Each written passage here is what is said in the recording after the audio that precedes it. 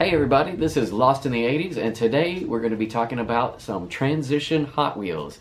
And if you're wondering what a transition Hot Wheel is, stick around and we will explain it.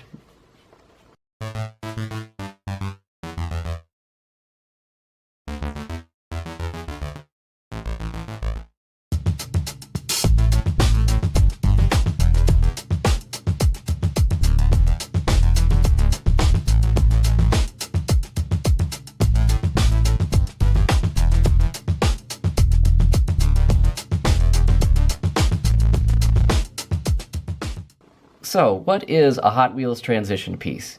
Well, I can tell you that neither of these two cars that you see here is a transition piece in and of itself. However, the two of these combined does make up a transition piece, which I will show you in just a minute. The car on the left is the 1979 release of the Tri-Car X8. That was the first releasing of this car in the Evel Knievel paint scheme.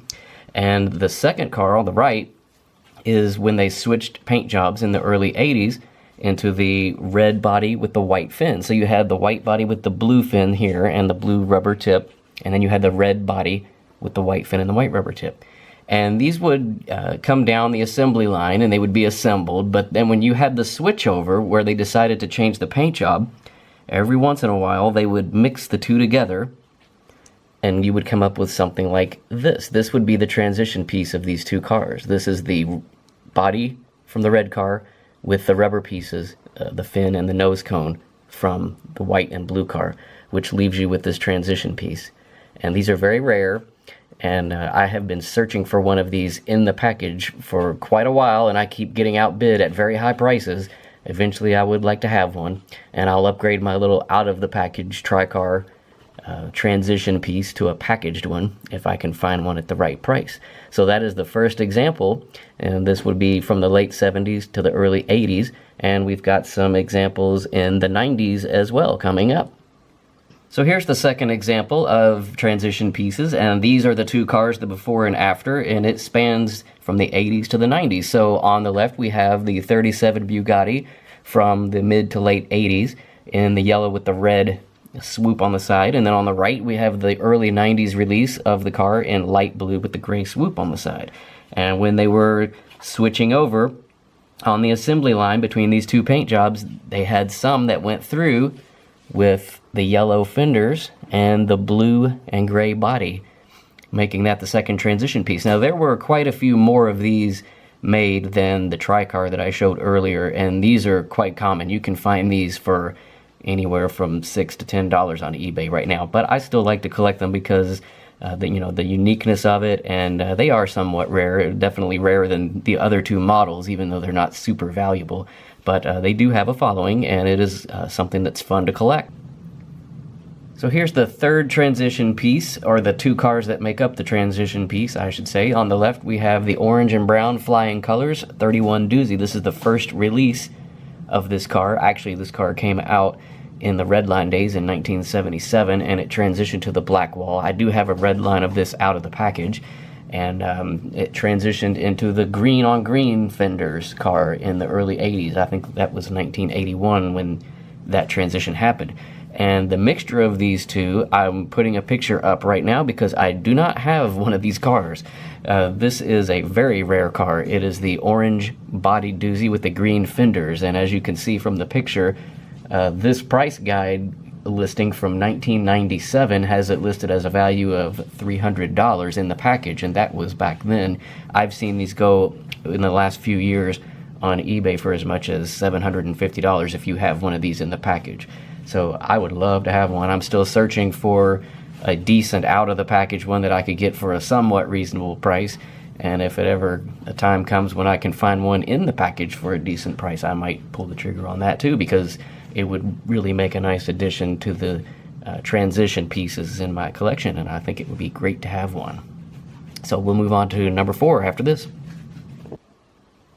So here's the fourth transition piece that I'm going to be showing you today, and it is made up of the early 90s mini truck release in fluorescent orange mixed with the mid to late 90s Roarin' Rods series mini truck in the tan with the black tampos, and some of these on the assembly line got mixed together as they were going through and transitioning from one to the other, and they came up with the tan truck with the orange base.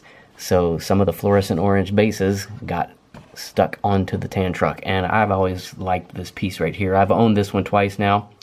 I did have this that I found in the store many years ago, and I sold one a couple years ago for about $30, and then regretted it in the days since then, so I decided to keep looking until I could find one that was either that price or less, and I did find one for just a few dollars less than that, and picked it up again recently so that I could have it in my transitions piece collection, because I like these and I like collecting the transition pieces. But these do sell for anywhere from $30 to $50 in the current market, so they're a little bit more rare than the Bugatti, not quite as rare as the Doozy, and not quite as rare as the Tricar. But I do have one more piece to talk about that may possibly be the rarest of all.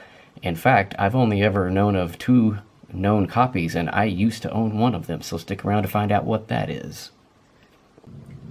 So, for the 5th and final transition piece of this video, I'm going to be talking about a very rare car that I only ever found one other instance of on the internet. The other one I used to own, and I did sell it about 2 or 3 years ago. I got a decent amount of money for it, but I think that it's not nearly the amount of what the rarity of that piece would constitute. And so what I'm talking about is a Ferrari F40, and I've only got pictures to show you of the one that I used to own. You had the red Ferrari F40 that was released with the yellow F40 tampos on the side in the Gold Medal Speed series with the gold Ultra Hots wheels. And so that's what you see in the first photo here. And then the piece that was released after that was in the Ferrari 5-pack.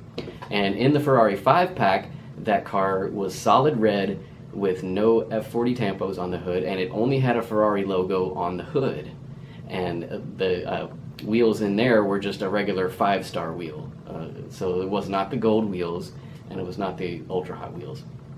And so the piece that I had in the package that I found individually was a 5-pack body with the Gold Medal Speed Ultra Hot wheels on it.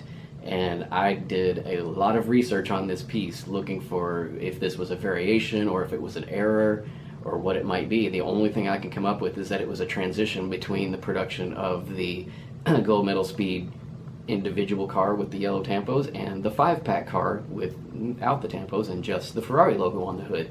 And they've mixed those wheels into that body. And I did, in my research, find one other guy who posted pictures on the internet, and he said, "What is this? Has anyone ever seen this?" Excuse me, I believe this was a Reddit forum, and no one had ever seen this car. In fact, they accused him of drilling the rivets and swapping the wheels and then gluing it back on the card, even though his was on the card, as was mine.